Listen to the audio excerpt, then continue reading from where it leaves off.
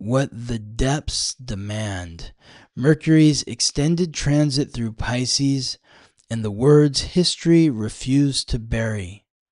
When the majority of people come to the conclusion that wars are nothing but a barbaric, unsocial, reactionary phenomenon entirely against the interests of the people, then wars will have become impossible. Rosa Luxemburg spoke at trial, Frankfurt Criminal Court, February 20th, 1914, 3 days after Mercury's first conjunction with the North Node at 15 degrees Pisces, a Gemini degree, the planet of consciousness at the degree of its own sign, prophesizing from the sign of the unconscious. Beginning February 6, Mercury enters Pisces and does not leave until April 14th. Over 2 months, the messenger of the gods, the planet of consciousness, communication, and commerce, the god of merchants and thieves, the guide of souls to the underworld, does not pass through the sign of the unconscious. It moves in. And when Mercury retrogrades through Pisces, making 3 conjunctions with the North Node and 3 trines with Jupiter exalted in Cancer, something changes in the way the world speaks, listens, and decides which truths are allowed to be heard. The last time Mercury in Pisces made 3 trines with Neptune in Cancer was 1836. The last time Mercury made a triple conjunction with the North Node in Pisces was 1914. Both configurations return simultaneously in 2026, and what happened during those transits will not let you look away. On February 24th, 1836, a 26-year-old lieutenant colonel named William Barrett Travis sat inside a crumbling Spanish mission in San Antonio de Bejar, surrounded by a Mexican army that outnumbered his garrison 10-1. When the enemy demanded unconditional surrender, accept or die by the sword, he answered with a cannon shot. Then he picked up a pen. The siege had begun the day before. It would last 13 days. On March 6th, Mexican forces breached the walls. Travis was among the first to fall, shot through the forehead on the North Battery. Every defender died, but the letter had already escaped. The letter he wrote that night was addressed to the people of Texas and all Americans in the world. 220 words. He closed it with a phrase he underlined 3 times: victory or death. Mercury in Pisces at 6 degrees, a Virgo degree, the energy of Mercury's own domicile, channeled something beyond military calculus. This was a man writing from the waterline of his own mortality, who understood that his words would outlive him. That letter rode out through enemy lines on horseback in the dark. Within weeks it had reached New Orleans, then Boston, then New York. Texas declared independence 6 days later. Mercury in Pisces trine Jupiter exalted in Cancer. When communication rises from genuine depth and speaks to the bonds of home, belonging, and emotional truth, it creates consequences no army can contain. But the transit that empowered Travis's letter also powered a darker message from the same American moment. The Texas Revolution was not fought solely for liberty in the abstract. Mexico had been moving to abolish slavery. American settlers in Texas, many of them slave owners, revolted in significant part to preserve the institution. The Republic of Texas's Constitution, adopted March 17th, enshrined the right to own human beings, while requiring free black people to petition Congress simply to live within its borders. The letter that rallied a nation to the cause of freedom carried in its wake the architecture of bondage. Mercury in Pisces does not discriminate between the truths you want to hear and the ones you don't. It delivers them all from the same depth. 5 days after Travis wrote his letter, the U.S. Senate ratified a different document by a single vote. The Treaty of New Echeta had been signed the previous December by a minority faction of Cherokee leaders without authorization from Principal Chief John Ross or the Cherokee National Council. Over 16,000 Cherokee, nearly the entire nation, signed a petition protesting the treaty. Ross personally delivered it to Congress. The Senate ratified it anyway. One vote. The treaty became the legal basis for the Trail of Tears. When Major Ridge signed the document, he said, "I have signed my death warrant." He was right. Within 4 years, Ridge, his son, his nephew, Elias Boudinot, were assassinated by Cherokee who considered them traitors. The same Jupiter and Cancer energy that expanded Texas into a republic contracted Cherokee Nation into nothing. The transit that produced the most famous letter in American Revolutionary history also produced the legal instrument for ethnic cleansing. And the truths kept coming. While Travis was dying and Cherokee families were being counted for removal, Congress was deciding whether Americans could speak about slavery at all. Abolitionist petitions had been flooding the House. Thousands of signatures demanding the nation confront the institution that Texas's revolution was quietly protecting. Southern representatives introduced what the nation would come to call the gag rule. Every petition touching slavery would be laid on the table without being printed, debated, read, or referred. No further action whatsoever. Former President John Quincy Adams, 70 years old, serving as a Massachusetts congressman, rose to object. His colleagues shouted him down. The speaker refused to recognize him. Adams shouted from the chamber, "Am I gagged?" One transit, 3 documents. A letter that made Texas a home for settlers, a treaty that unmade the Cherokee homeland, a rule that made slavery undiscussable. All of them about who gets to speak, who gets to stay, and who belongs where.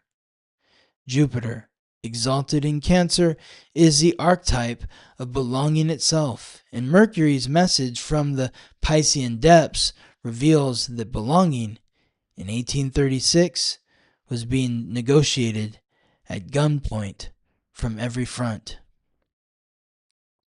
78 years later, Mercury found the North Node waiting in the same sign. On February 20th, 1914, Rosa Luxemburg stood trial in Frankfurt Criminal Court. The charge? Inciting soldiers to disobey orders. In a speech the previous September, she had called on German workers to refuse to take up arms against their French brothers. The state called it sedition. Luxemburg called it conscious. Mercury had made its first conjunction with the North Node at 15 degrees Pisces, a Gemini degree, the energy of Mercury's own domicile. 3 days before she spoke, the planet of consciousness had merged with the point of collective destiny at the degree of communication itself. When the prosecutor called her a flight risk, she replied, "Sir, I believe you would run away. The Social Democrat never does. He stands by his deeds and laughs at your judgments. Now sentence me." They did. 1 year in prison. She served it, while the world proved every word of her prophecy correct. Within 6 months of the verdict, Europe was at war. Within 4 years, 10 million soldiers were dead. The same Piscean energy Luxembourg used for radical compassion, the instance that French workers and German workers shared more humanity than either shared with the generals sending them to slaughter, was the energy that nationalists across Europe used for collective delusion, wrapping imperial ambition in the language of patriotic duty.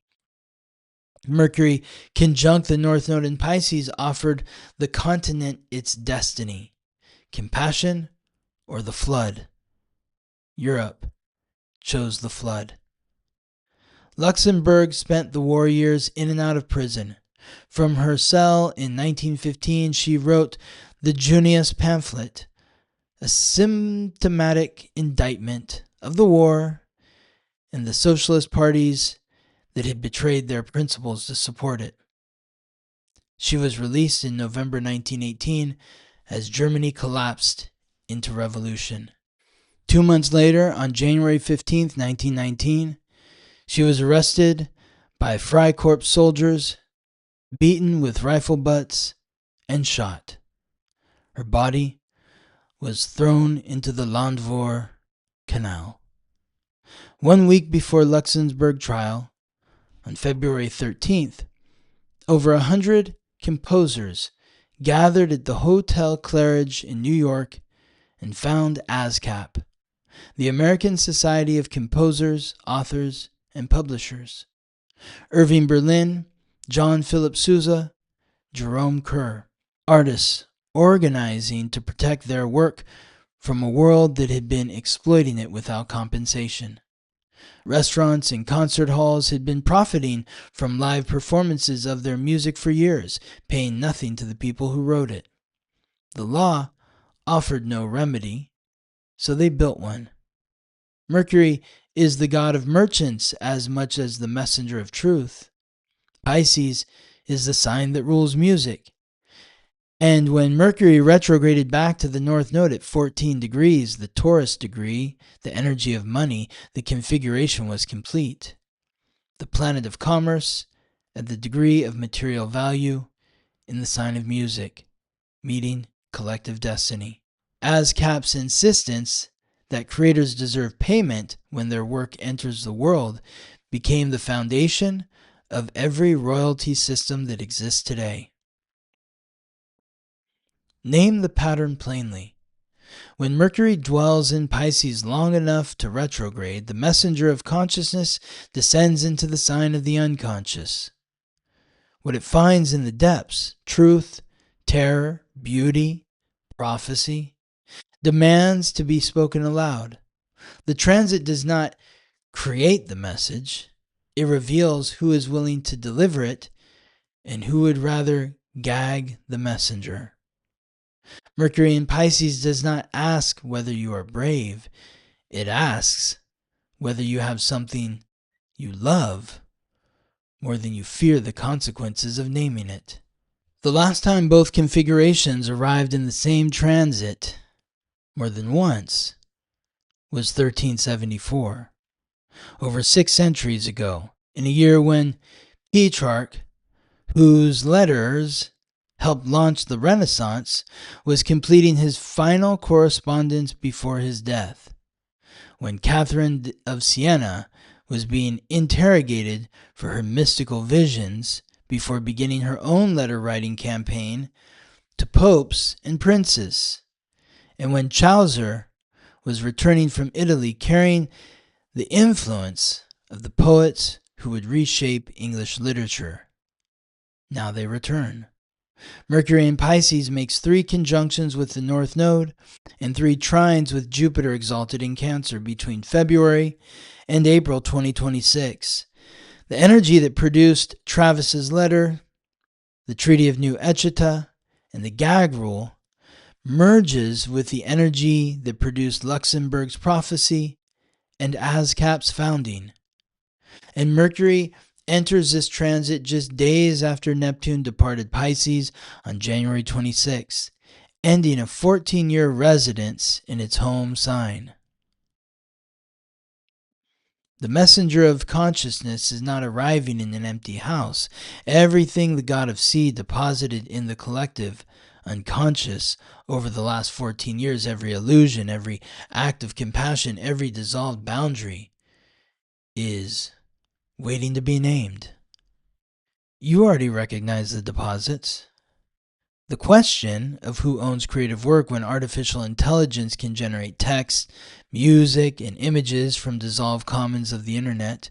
Mercury is the god of merchants, confronting Pisces' erasure of the line between yours and mine. The question of what counts as your voice when it can be cloned, deep-faked, and deployed without your consent. The question of what speech is permitted and what is silenced, who decides, and whose interests that silence serves. The gag rule, in new clothes, now automated at scale. The question of who belongs where and who gets to decide. Jupiter in Cancer, the archetype of home, asking the same question it asked in 1836, while borders harden and families are separated in its name. The pattern does not tell you what will happen, it tells you what's at stake. In 1836, the stakes were a man's letter, a nation's forced removal, and the country's willingness to silence itself rather than confront its own hypocrisy. In 1914, the stakes were a woman's prophecy and an entire continent's refusal to listen. In both cases, the words that mattered most were spoken from the deepest place by people who loved something more than they feared the cost.